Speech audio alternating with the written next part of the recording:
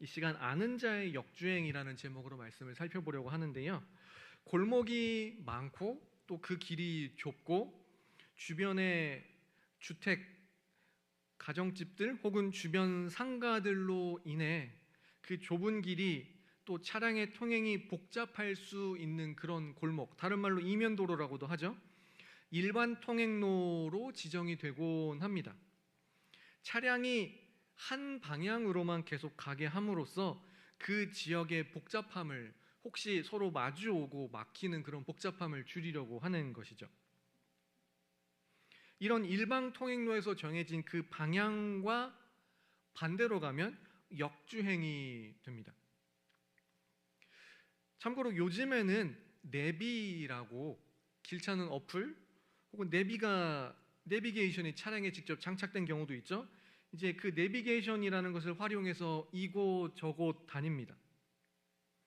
저 같은 길치들은 모르는 길을 갈 때는 당연히 내비를 켭니다. 그럼 아는 길을 갈 때는요? 난 정말 이 길을 100% 파악하고 있어가 아닌 이상 아는 길도 내비 켜자로 갑니다. 그런데 이 내비게이션도요, 더러 길 안내를 잘못하는 경우가 있습니다.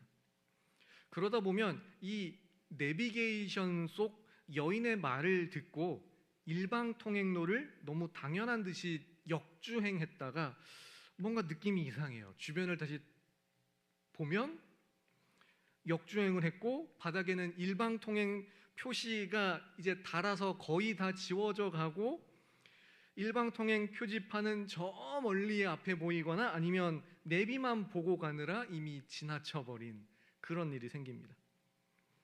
물론 개인의 편리성 때문에 순간적으로 마치 실수인 척, 사실은 고의로 역주행을 하는 경우들도 없으란 법은 없죠. 참고로 이런 역주행은 도로교통법 위반으로 승용차는 벌금 6만 원에 벌점 15점, 승합차는 벌금 7만 원에 벌점 15점, 오토바이 벌금 4만 원, 자전거는 3만 원이라고 규정은 그렇게 되어 있다는 것은 참고해 주시기 바랍니다. 골목은 그렇다고 치고 중앙선이 구분되는 이 양방향 도로에서 역주행하시면 큰일 납니다. 그런데 오늘 본문에서는 하나님의 지시는 이렇게 가라인데 정반대로 주행하는 한 사람의 이야기가 나옵니다. 그는 심지어 이방 나라 사람도 아니고 단순히 이스라엘 백성 누구도 아닌 심지어 하나님의 말씀을 전하는 선지자였습니다. 그는 왜 그랬으며 이 일련의 사건 속에서 하나님의 일하심은 어땠을까요? 오늘 말씀을 통해 나의 어떠함과 세상의 어떠함에도 불구하고 자신의 주권대로 세상을 다스려 나가시며 이루어 가시는 하나님을 살펴보고자 합니다. 워낙 익숙한 이야기이긴 합니다만 요나의 이야기 속으로 들어가 보도록 하겠습니다. 방금 보신 것처럼 오늘 본문은 요나서입니다. 요나라는 선지자는 북이스라엘 여로보암 2세 때 사역을 한 것으로들 봅니다. 열왕기하 14장 25절을 보면 여로보암 2세 시대에 북이스라엘이 요나가 전한 말씀대로 솔로몬 당시의 영토를 회복했다는 말씀이 나옵니다. 요나의 시대가 북이스라엘 여로보암 2세의 시대다? 그러면 요나가 사역한 시대는 북이스라엘이 경제적으로는 가장 풍요했던 때입니다. 경제적으로는 그렇다는 거지 영적으로는 물론 전혀 그렇지 못했죠. 그리고 또 하나, 국제적으로는 당시 주변 나라들에게도 무엇보다 북이스라엘에게도 위협이 되던 아수르라는 이 제국이 한창이던 시기였습니다. 아수르는 북이스라엘에게 있어서 잠재적이자 아니 치명적인 위협이었고 원수인 나라였고 나중의 이야기입니다만 실제로 북이스라엘은 아수르에게 멸망을 하죠. 그런데 하나님께서 요나에게 말씀을 하셨습니다. 너는 일어나 저 큰 성읍 니느웨, 아수르의 수도입니다. 니느웨로 가서 그것을 향하여 외치라. 그 악독이 내 앞에 상달되었느니라. 하나님의 말씀이 요나에게 임했습니다. 그런데 요나 선지자의 반응이 희한합니다. 그는 니느웨로 가라는 말씀을 듣고는 욥바라는 항구에서 다시스로 가는 배를 탔습니다. 쉽게 말씀드리면 여러분들 방향에서는 이쪽이 동쪽일 줄로 압니다. 북동쪽으로 가면 니느웨입니다. 이스라엘에서부터 니느웨는 북동쪽 방향이고 다시스는 추정이긴 합니다만 대부분 스페인 어느 지역의 항구 도시일 것이다 라고 봅니다. 그 당시로서는 가장 서쪽 땅끝 바다 끝인 지역이 다시스가 되는데 하나님께서 말씀해 주신 방향과 정반대로 간 겁니다. 가야 하는 방향과 반대로 운행을 한 겁니다.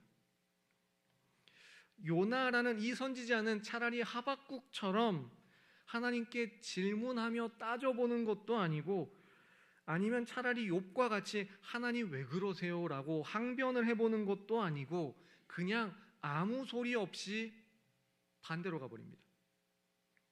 뭐 이런 선지자가, 하나님의 말씀을 전한다는 선지자가 뭐 이런 경우가 있고 뭐 이런 성도가 다 있을까요? 너무 자연스럽게 반대 방향으로 갔습니다. 그러면 하나님께 반항하며 말씀과 정반대 방향으로 역주행한 이 선지자는 과연 어떻게 되었을까요? 시편 139편 9절에서 10절 말씀에 이런 말씀이 있습니다. 제가 읽어드리면요, 내가 새벽 날개를 치며 바다 끝에 가서 거주할지라도 거기서도 주의 손이 나를 인도하시며 주의 오른손이 나를 붙드시리이다. 이런 말씀이 있는데요, 요나가 딱 그랬습니다. 하나님께서 요나를, 주의 손이 요나가 탄 배를 바다의 풍랑으로 잡으셨습니다. 다시스로 가는 그 배 위에 풍랑이 일자 선원들은 자신들이 믿는 신들의 이름을 부르며 살려주세요 라고 하고 어떻게든 배를 살리고자 불필요한 짐들을 하나씩 버리기 시작을 했습니다. 배를 최대한 가볍게 하고 살리려고 했죠. 그래도 소용이 없었습니다.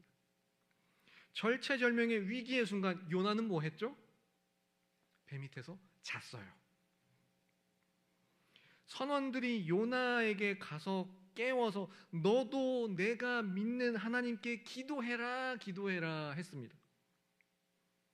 하나님께 기도할 수 있는 사람은 자고 하나님을 모르는 사람들이 거꾸로 요나에게 찾아가서 하나님께 기도하란 말이다 합니다.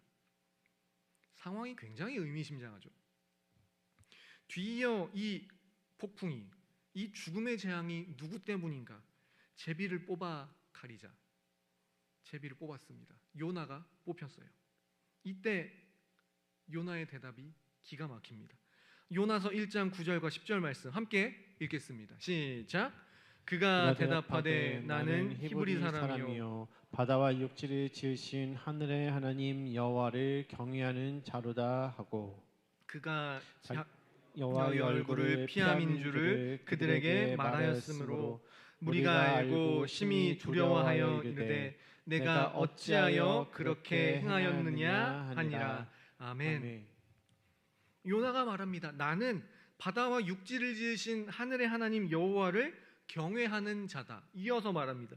나는 니느웨로 가라고 명령을 받았는데 여호와의 얼굴을 피하려 해서, 내가 하나님을 피하려 해서 지금 이 폭풍으로 나를 잡으시는 거다.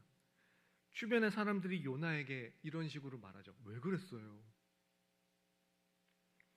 나는 하나님을 믿습니다라는 사람은 자신이 들은 말씀의 방향에서 반대로 가고, 오히려 하나님을 모르는 사람들이 거꾸로 선지자 요나에게 왜 하나님 말씀을 안 듣고 왜 그랬냐 그렇게 말을 합니다.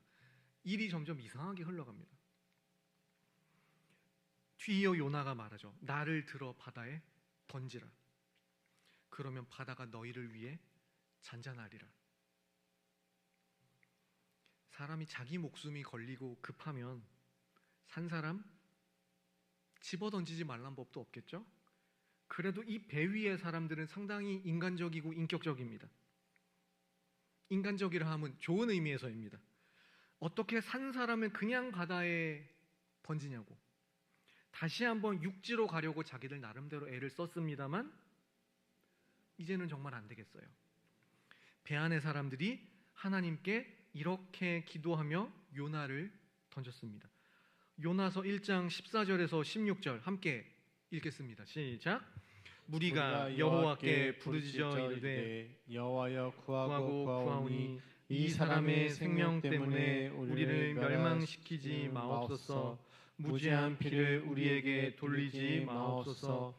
주 여호와께는 주의 뜻대로 행하심이니이다 하고 요나를 들어 바다에 던짐에 바다가 뛰노는 것이 곧 그친지라. 그 사람들이 여호와를 크게 두려워하여 여호와께 제물을 드리고 서원을 하였더라.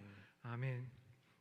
참 역설적이게도 하나님 말씀의 반대로 역주행한 반대 방향으로 행한 요나를 통해서 오히려 다른 이방인들이 하나님을 알고 믿게 되었습니다.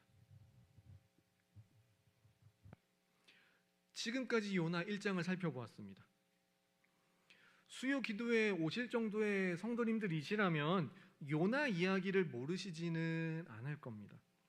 다만 요나 이야기 속에서 의문을 품어보신 적이 있으신가요?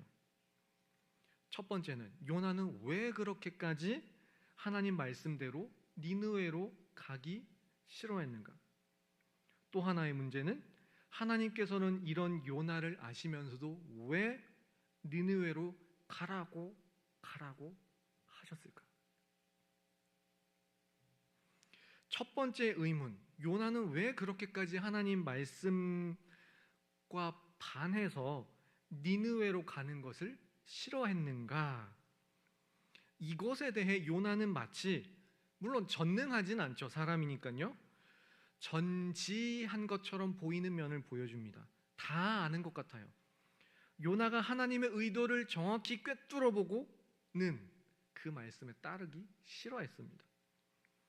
나중에 정말로 니느웨가 요나를 통한 그 심판의 경고를 듣고 돌이켜서 회개함으로 심판을 피했을 때 요나의 반응도 딱 그랬습니다. 요나서 4장 1절과 2절 말씀 제가 읽어드리면요, 요나가 매우 싫어하고 성내며 여호와께 기도하여 이르되 여호와여, 내가 고국에 있을 때 이러하겠다고 말씀하지 아니하였나이까? 그러므로 내가 빨리 다시스로 도망하였나니 주께서는 은혜로우시며 자비로우시며 노하기를 더디하시며 인애가 크시사 뜻을 돌이켜 재앙을 내리지 아니하시는 하나님이신 줄 내가 알았음이니라. 요나는 하나님께서 니느웨로 가서 외치라 한 때부터 이미 하나님의 뜻을 어느 정도 알았습니다.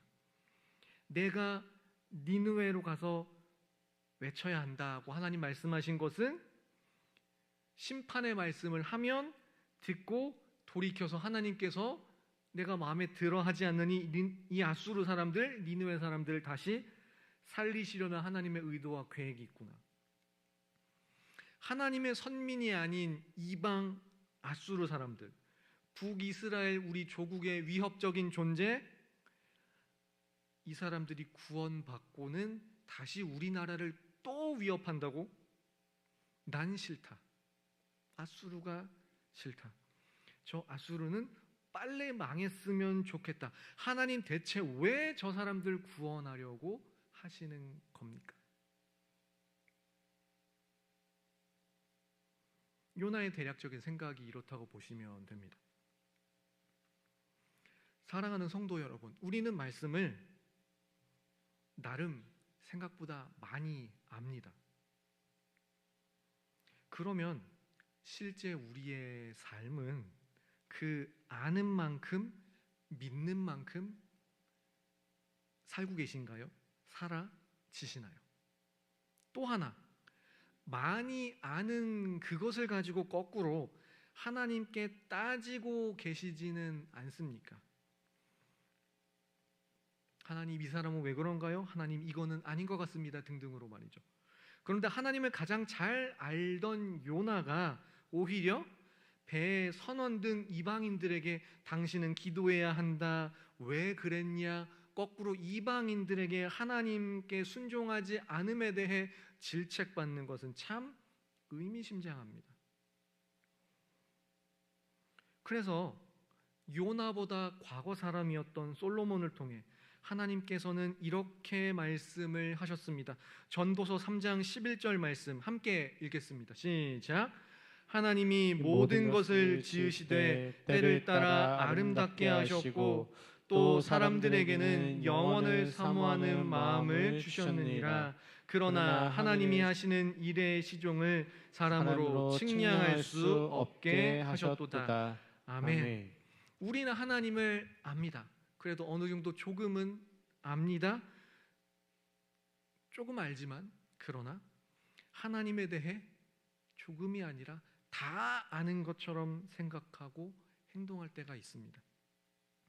그러나 우리는 하나님을 당장은 보일지 모르겠지만 그 영원을 향해 가시는 하나님의 계획을 우리는 당연히 모릅니다.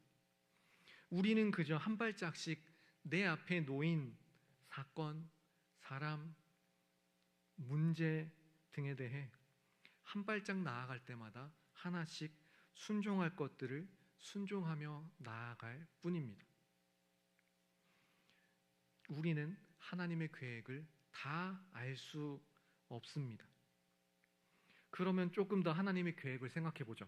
요나의 반항, 그의 역주행을 아시는 주께서 왜 요나를 기어이 니느웨로 보내셨을까요? 아시는 것처럼 요나는 바다에 빠진 후 큰 물고기에 삼켜지고 토해냄을 받고 결국 니느웨로 갑니다. 왜 그렇게까지 하셨을까요? 주의 손이 요나를 잡도록, 큰 물고기가 요나를 삼키도록 왜 그렇게까지 요나를 니느웨로 보내려고 하셨을까요? 특히 이때는 오늘날에는 선교라는 것을 하고 기도하고 합니다만 아무래도 구약 시대는 신약 이후에 그때에 비해 선교라는 개념이 더더욱 희박하죠. 구약 시대입니다. 선교에 대해서 훨씬 희박한 이 시대에 반발할 것을 뻔히 아시는 하나님께서 그럼에도 요나를 이방 나라, 더구나 우리 조국 북이스라엘의 잠재적 위협 니느웨로 왜 보내려고 하셨을까요? 요나서 4장 11절 말씀을 함께 읽겠습니다. 시작. 하물며 이 큰 성읍 니느웨에는 좌우를 분변하지 못하는 자가 12만여 명이요 가축도 많이 있나니 내가 어찌 아끼지 아니하겠느냐 하시니라. 아멘.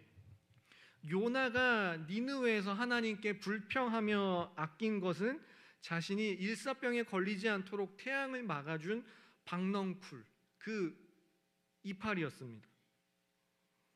요나야, 하물며 그 식물도 아꼈는데 니느웨 12만여 명에 대해 어떻게 했느냐?